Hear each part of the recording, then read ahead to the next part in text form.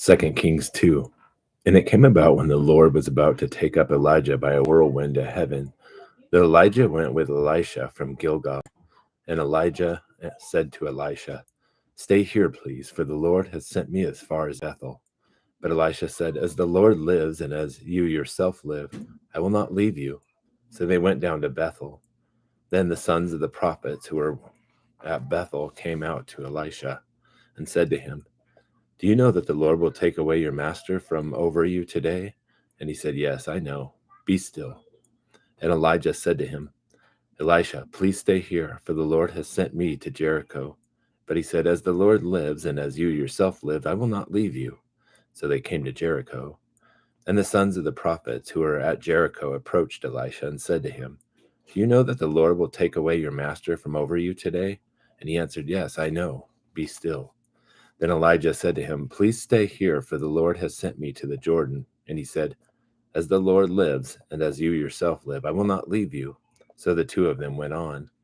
Now 50 men of the sons of the prophets went and stood opposite them at a distance, while the two of them stood by the Jordan. And Elijah took his mantle and folded it together and struck the waters, and they were divided here and there, so that the two of them crossed over on dry ground. Now it came about when they had crossed over that Elijah said to Elisha, "Ask what I shall do for you before I am taken from you." And Elisha said, "Please let a double portion of your spirit be upon me." And he said, "You have asked a hard thing. Nevertheless, if you see me when I am taken from you, it shall be so for you. But if not, it shall not be so." Then it came about as they were going along and talking that, behold, there appeared a chariot of fire and horses of fire which separated the two of them. And Elijah went up by a whirlwind to heaven. And Elisha saw it and cried out, my father, the chariots of Israel and its horsemen." And he saw him no more. Then he took hold of his own clothes and tore them in two pieces. He also took up the mantle of Elijah that fell from him and returned and stood by the bank of the Jordan.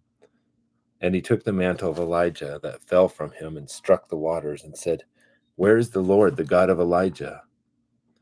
And when he also had struck the waters, they were divided here and there, and Elisha crossed over.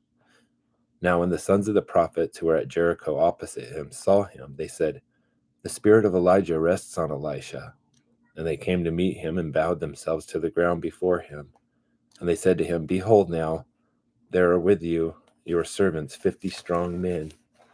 Please let them go and search for your master. Perhaps the Spirit of the Lord has taken him up and cast him on some mountain or into some valley." And he said, "You shall not sin." But when they urged him until he was ashamed, he said, "Send." They sent therefore 50 men, and they searched 3 days, but did not find him.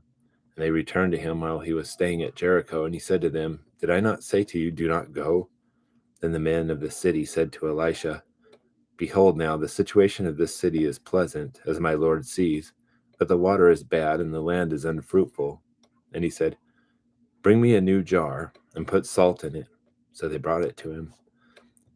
And he went out to the spring of water, and threw salt in it, and said, "Thus says the Lord, I have purified these waters. There shall not be from there death or unfruitfulness any longer." So the waters have been purified to this day, according to the word of Elisha which he spoke. Then he went up from there to Bethel. And as he was going up by the way, young lads came out from the city and mocked him and said to him, "Go up, you bald head, go up, you bald head."